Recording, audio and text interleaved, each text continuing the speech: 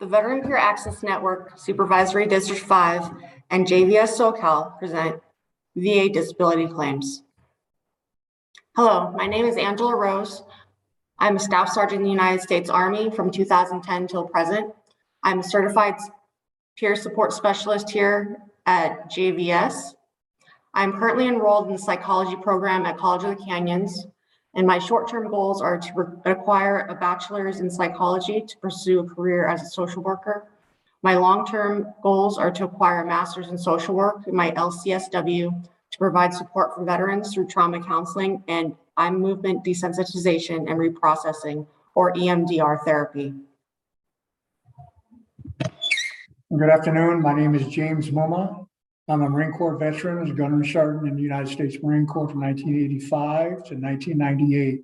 I'm currently a battle buddy, certified peer support specialist. Hello, everyone. My name is Hector Castillo with LA County Military and Veterans Affairs. I'm a VSO that is accredited through CalVet and also through the VA. One of my biggest things is to be able to help out veterans trying to submit either their claims or their appeals or any other type of service that they might need through the VA. To start off, like I said, what I'll be talking about today is just how to submit the claim, how to, if there's any appeal questions, I'm also going to be going through the appeals, and then if there's any other questions, we'll go from there.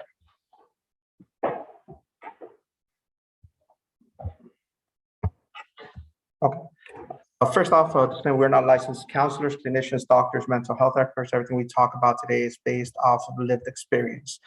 Like I said, the other things, like if you are looking for an accredited veteran service officer, there are different organizations such as Disabled American Vets, Veteran of Foreign Wars, AMVETS, that could also be able to, they also do have veteran service officers that can help you out with these type of claims or any questions that you need to answer from the VA.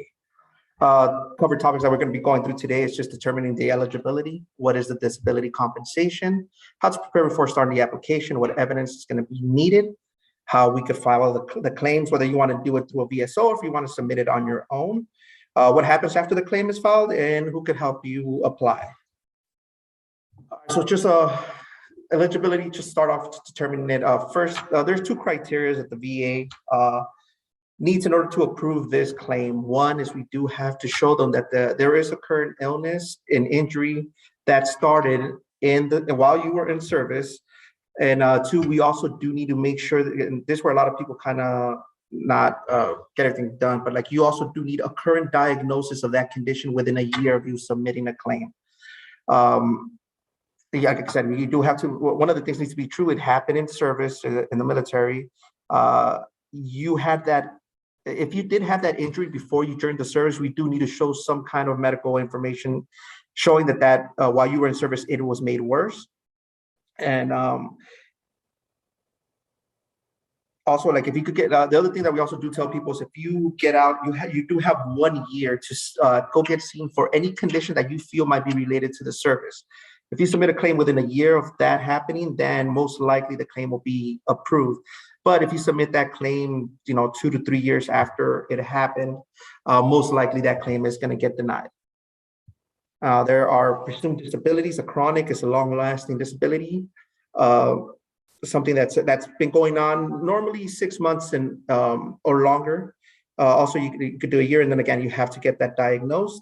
If you've ever been exposed to any contaminants such as asbestos, for Vietnam War era veterans, you have Agent Orange, and for the Gulf War era OIF, OEF veterans, we have the Gulf War syndrome.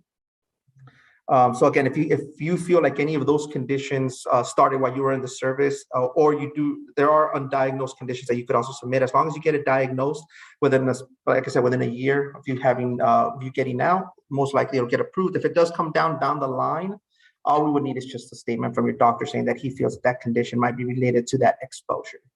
And again, who is covered through for these type of compensation benefits? You have the veterans, and you also could have qualifying family members. So a good example of that would be the Camp Lejeune water contamination, where they did find that there are long-lasting effects even with the children of anybody that was exposed to that.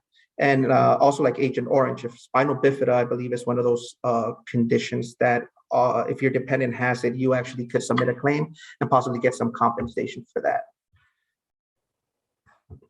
So, as far as there's a couple of videos on YouTube that could explain what a disability compensation is. So disability compensation in basic terms, it just means that you had a condition that the VA acknowledges that you received while you were in service, and they give you a percentage for it.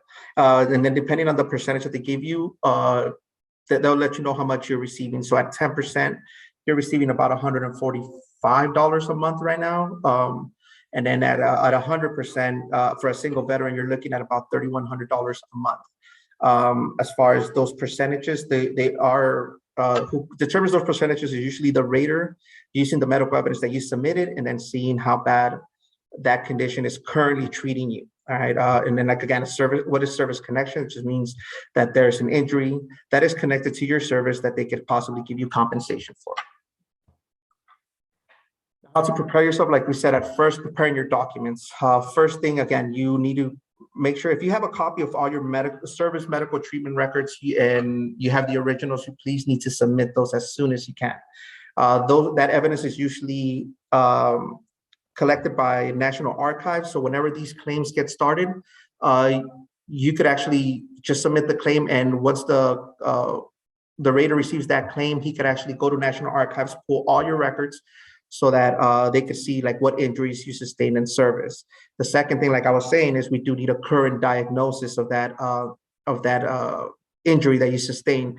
It could be either through the VA or if you have your own private medical provider to give you that diagnosis, you could use that also. It doesn't just need to come from the VA. Like I said, it could come from, as long as it's a licensed medical professional that is diagnosing you with these conditions, that's what we could submit to show them. And like, again, once we have those two criteria checked off, most of the time those conditions will be approved. And most of the time when you do submit a claim too, you do have 60 days from the day that you submitted the claim to put any medical evidence that you feel will help out your claim.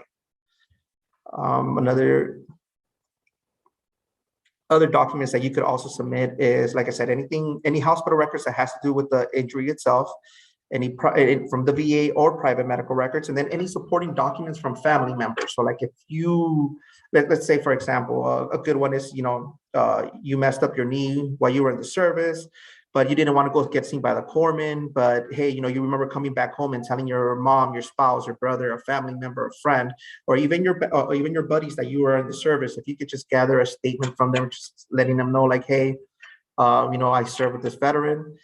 We served from this period to this period, and while we were in, he sustained these injuries. That could give you a better shot to get that condition service connected. Now, once you submit the claim, again, the process is, it usually could take anywhere between 2 to 6 months for that claim to get processed, depending on how many things you put in. It could also take up to a year, but they're a lot better now than they were. Like even in 2013, they were taking about a year and a half to get these claims done. But now, like I said, it could take anywhere between 2 to 6 months. And again, the more evidence you submit, the better chances it would give you in order for you to get that claim approved. Now, once you have everything done and you submitted the claim, you are going to be going through evaluations to a third-party medical provider. These third-party medical providers, they don't work for the VA and they don't work for you. They're just there to kind of tell the VA, hey, this is the evidence that we're seeing, and that's where the rater comes back with the determination on what percentage they should give you for each condition. I always tell people if they're satisfied with what they're getting, what percentage they came back with, and we're good to go. You don't really need to do anything else. But if you're denied or you feel the percentage that they gave you was too low, that's when you could always come back and talk to one of the VSOs so that we could help you start submitting the appeals. Now, with the appeals themselves, they kind of also work kind of like the claims, where the only difference is that the appeals actually take a lot shorter. They're a lot shorter than the actual claim itself. You're looking at anywhere between 2 to 4 months to get that appeal. The first time you go and they look at it, it takes about 2 to 4 months, and they only do give us a 30-day window to submit any medical evidence. Now, there's 3 types of appeals. You have the supplemental appeal, which that's where you're going to be submitting additional evidence, and it has to be new and relevant, something they haven't seen before. Once they get that, that's when they could actually start reopening that claim, or actually opening that appeal. Once they take a look at that, if everything is good to go, everything checks off, you show them that, hey, this injury started in service and I do have a current diagnosis. And most of the time that will get overturned. But if it gets denied at that point, then we could do something that's called Board of Veteran Appeals. But before I get into that, we also do have another type of appeal that's called a higher level appeal. That higher level appeal, what you're letting them know is like, hey, I feel with the evidence that I do have on file, you guys can make a determination to try to overturn this. Most of the time when they do look at that evidence, I mean, if your case is good and you're able to actually show them like, hey, this injury did happen in service and it happened, and I do have a current diagnosis, if the rater sees that, he'll overturn it. But most of the time with the higher level reviews, they might just send it back to you because, again, the more evidence you show, it'll probably give you a better shot. Now, like I said, once you get the higher level review, again, if you either submitted a supplemental appeal or a higher level review appeal, again, it takes 2 to 4 months to process. If it does come back denied again, then another option we do have is to go through with the Board of the Veteran Appeals. In these cases, again, this is I would say not really the last step, but like at least with us, it might be just because again, if the Board of Veteran Appeals denies you at that point, it is kind of hard to try to overturn it. But what you would need to do in order to submit one of those appeals is one, again, if you have any new evidence, they do, when you fill out the paperwork, it does give you an option whether you want to submit evidence or if you just want them to look at whatever is on file. If you submit more evidence, that'll probably give you a better shot. And then usually those could last, like I said, it could take about a year before they actually finish everything out. And they will give you an option to either go talk to the board members to see if, maybe talking to them, they might be able to overturn that decision, or they might just tell you like, hey, you know what, do you want to come in front of the board members or do you want to just us to look at the evidence? Like I said, I always usually tell people, make sure that you go to the Board of Appeals so you can explain to them why you feel why this is a service-connected issue. Again, they do give you 90 days to submit any new evidence.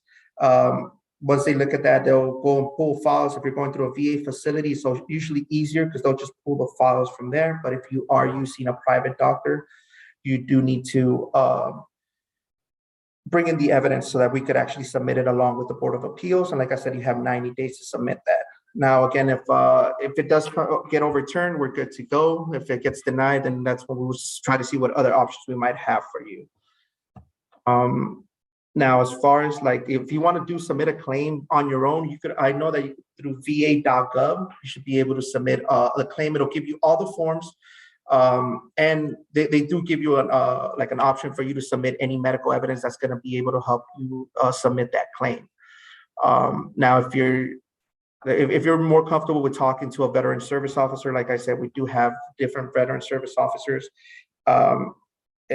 We do have a slide on here that does show that all the different areas where we are located at, and you could contact any of us in order for us to submit your claim.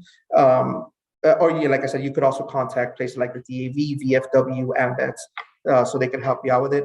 Some of us VSOs are double accredited, so we might be able to look at those types of claims for you if you did it with another organization. But again, our different VSOs, at least from the 5 areas that we have, are on the slide. We have Alex in SD1, Michelle Felix SD2, myself in SD3, Dennis Campos in SD4, and Keith Neeson and myself also handle SD5. And again, what happens after you file your claim? The claim is received.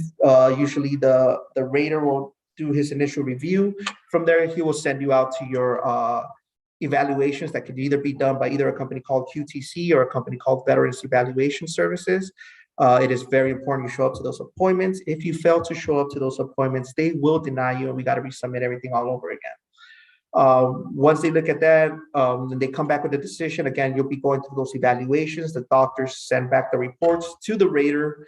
The rater will see what the doctor is recommending, and then from there, they'll start preparing your notification. And then once that is done, the claim, like I said, it could take anywhere between 2 to 6 months. If you have maybe a couple of like a hearing loss and tinnitus type claim, those usually get done a little bit quicker. But if you have somebody that's getting out and they have anywhere between 15 to 20 different things, that could take a little while longer.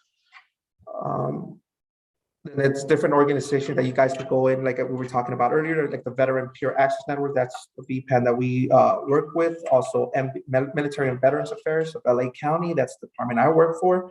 And then you have the DAVs, the AMVETs. CalVet is also another good source to try to get any other information regarding claims. And yeah, that's those are like some of the organizations that we work with now. There's any questions I don't know that you guys might want to bring up, just in case the quick answer for like a common question that you guys are getting, we could go through that, or are we good? All right, other than that, we should be good to go.